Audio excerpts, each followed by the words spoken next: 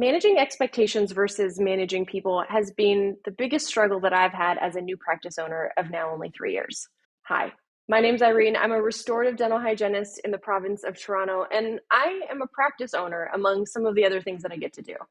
I have a wonderful team that has been growing over the last 3 years, and these beautiful photos of us smiling and laughing and playing isn't what everyday life looks like. Unfortunately, Instagram versus the reality does rear its ugly head even in the dental office, as I'm sure you know.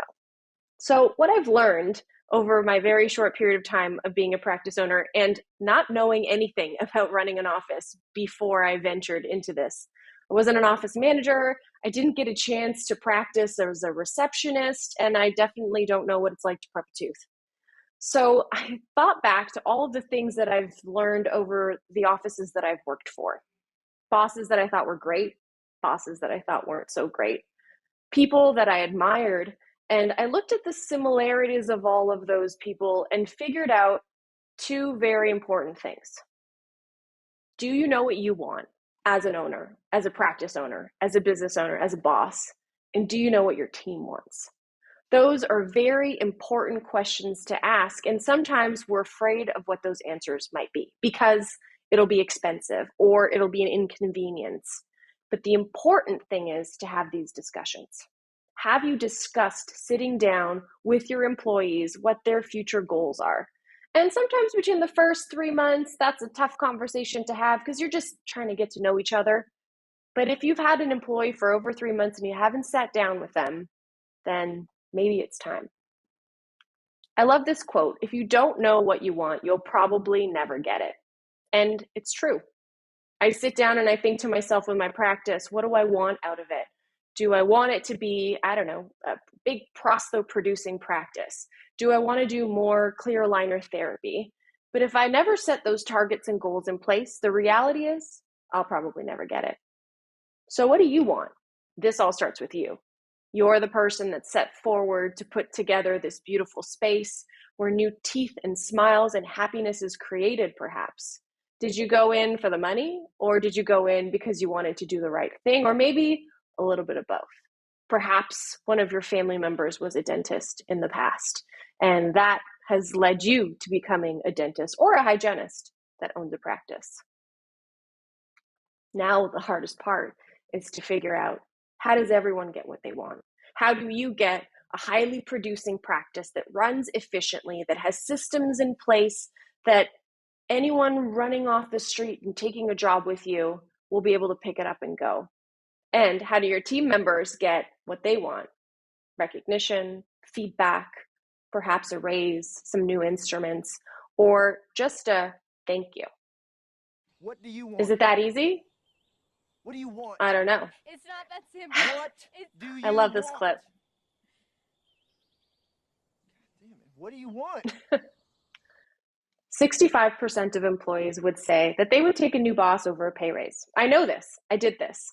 I hired someone recently that worked in a different practice that made more money that I can offer because I'm not a specialty. And they worked here because they saw our office, our culture, our vibe, as the cool kids call it these days. And it helped them make a decision to leave one place and work somewhere else for a little less money, but a little more comfort. Bad management leads to low employee retention. Bad hiring leads to low employee retention. Bad managers lead to less production. Would you rather have a new boss or a new raise? Is often a question that people ask. Steve Jobs said it really nicely. If you're working on something that excites you and you really care about it, you don't have to be pushed. The vision pulls you in. Our Instagram kind of proved that. It's funny when I do a new employee interview, and yes, I conduct most of them myself, and I ask them, what do you know about our office? Most of them, most people, if not a high percentage, have already Googled me, have already Googled the office. Maybe they already follow us on Instagram or follow me on Instagram, and they're subscribing to the feeling that they get of what they see.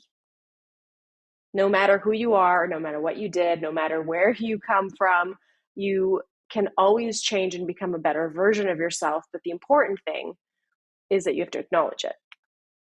So You're probably thinking, okay, well, maybe I don't reflect enough, or maybe I don't have clear expectations, or maybe I don't communicate well verbally or in writing with my employees.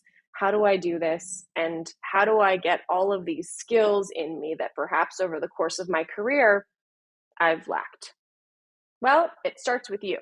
It starts with reflection. And hey, if you're an employee watching this, this also starts with you too, because you can come to the table with a conversation and say, hey, I'd like to change a few things here. So this is me. This is me wearing a Halloween costume 2 years ago, of me wearing a Halloween costume when I was 7 of the Tooth Fairy. I have known for a very long time that I loved dentistry. That's 7-year-old me. I'm missing quite a few teeth, and I had a very uncomfortable haircut because my mom decided to cut my own hair. Story for perhaps another presentation. But what you see here is a reflection of where did I come from and what has led me to be the person that I am today. Well, these are my grandparents. I was born in a communist country. I came to Canada from Romania many, many moons ago, and I was raised by my grandparents. This is a very somber photo. This is like the way that we would take photos back then. You know, no one really smiled. It was taking a photo was a privilege.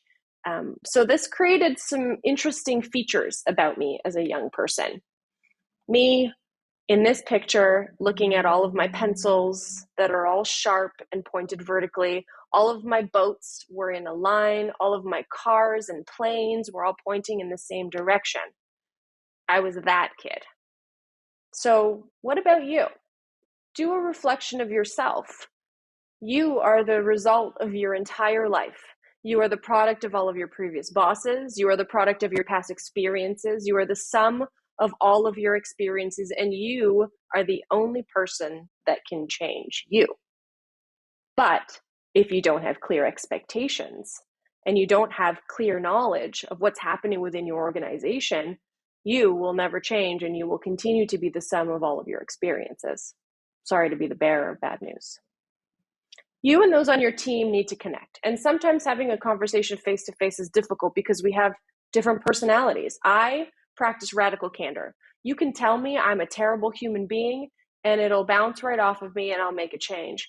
But if I were to say something to a team member publicly, they might cry or they might not want to come to work. So you really need to assess how people react, which is why a review at 3 months is so important. Here's an example of some of the questions from my review that I provide every single one of my team members. These are some questions that I ask that tell me very specific things about them and their behaviors. So for example, what motivates you to get your job done? Maybe that's a value thing. Maybe it's goals. Maybe they want to buy a house or they're inspired by you. I've lost 3 team members in the last 3 years, almost 3 years, to becoming a dental hygienist. Dental assistants who have come in and who have gone back to school because what motivated them to do their job was an inspiration that perhaps one day they'd be able to open a practice like this too and learn from me. Which of the following best describes what makes you feel appreciated and valued? Money, gifts, words of affirmation, and gratitude. Not to be mistaken with feedback. You'd be surprised how many employees don't know, or employers don't know, that there's a difference between affirmation and feedback. Let me give you an example. Team member. You did a really great job in that recall. I love how you took photos with disclosing agent and you identified those leaky margins. That's feedback. Affirmation. I love the way you spoke to that patient. You really exuded kindness. That's a feeling. Separating your feedback and your affirmations is important, and definitely separating your negative feedback from your positive feedback. Think about this. How often and how quickly can you provide someone with negative feedback? Well, we think about it. We can't sleep at night. We say, I want to speak to you on Friday afternoon at 3 p.m. We make a big list of all of the things that they did wrong. How much time do we spend providing positive feedback? Usually we don't make a list. It's a hey, good job, or a thank you that has no end to that sentence. And eventually our employees feel like, this is just what it is. So think about how you praise publicly, provide some more constructive feedback privately, and structure those things so that they're valued. And whatever you do, stop doing the positive to negative feedback sandwich where you say one good thing, one bad thing, and you follow it with a good thing. The only thing that does is it completely disconnects your human being from understanding what needs to be changed because you're sugarcoating it on the back end. Leaders do not motivate per se. They create conditions for people to motivate themselves. They do it by communicating clearly, setting clear expectations, following through, and recognizing this performance. I want to add something to this. Leading by example. There's an interesting story that I heard. Someone said, well, I always argue with my husband that he never puts the dishes away or he doesn't put the dishes in the dishwasher. And I asked, okay, well, why do you think that is? And it's like, well, I'm kind of a control freak and I like things to be done a certain way. So I'd rather just do it myself. So huffing and puffing, she'll clang and clang things into the dishwasher, but then still argue with husband that he didn't do it right. That just tells me there's a clear expectation that is missing. Now, what do we do in our dental offices like that? Is it perhaps, I don't know, the mirror's not getting wiped the same way, or a procedure is being done backwards, or we're not adding that specific note in the same spot? This to me sounds like a systems issue, not a person issue, which you'll be able to identify by doing performance reviews. Asking questions about goals over the next 3 months, accomplishments that they've had, what personal strengths do they find that they have to do their job effectively, any contributions that they believe that they've made to the company. I love when I ask that question and I get a big paragraph of contributions that are made that I didn't even know were happening. I'm working 3 days a week, Monday, Tuesday, Wednesdays, getting to do interesting things outside of the office, and people are still here and they're working and they're making change, and sometimes without recognition. What would you change about your role if you could? Set some time in your calendar. Set some time that you're going to sit with each person. Put it in your calendar because we know if it doesn't go in there, it doesn't happen, so that you can sit with people and really discuss what their goals are and how you can help them. Maybe it's a gap in knowledge. Maybe they'd like more training on something. Or maybe they just want to have a conversation about how they can change your practice. Great leaders know that there's something to learn from everyone, experience, and every person. So learn your peeps. Come up with some fun games or exercises that you can do. For example, I subscribe to 4 different subscription boxes. And in these subscription boxes are a bunch of different things. You'll get, I don't know, cooking wear, skincare, yoga mats, some trinkety things. And all of these boxes have really unique things. But when you look at what people pick, it'll tell you a lot about that person. Like the doc in the back who doesn't really care so much for himself, but is always thinking about others. Or the person that's really quick to pick something like the cooking gear and cooking set that's there. My assistant loves cooking, so I know as soon as there's something cooking related, she's going to pick it up.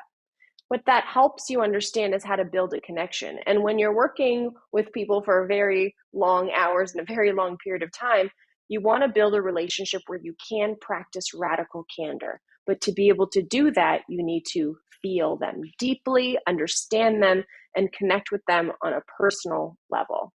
So if I leave you with 3 things, is work on your communication, learn a few things about how to discuss your feelings professionally with your team members, and have them open up to you.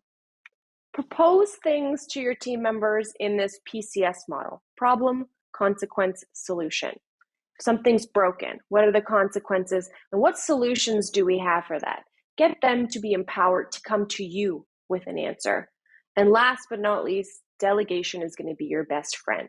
I love the sentence, that's a great question for insert name here. That's a great question for insert position here. Try and unstick yourself from things like, hey, doc, where do we order gauze from? That's a one-person question. Delegate those questions to somebody else. Thank you.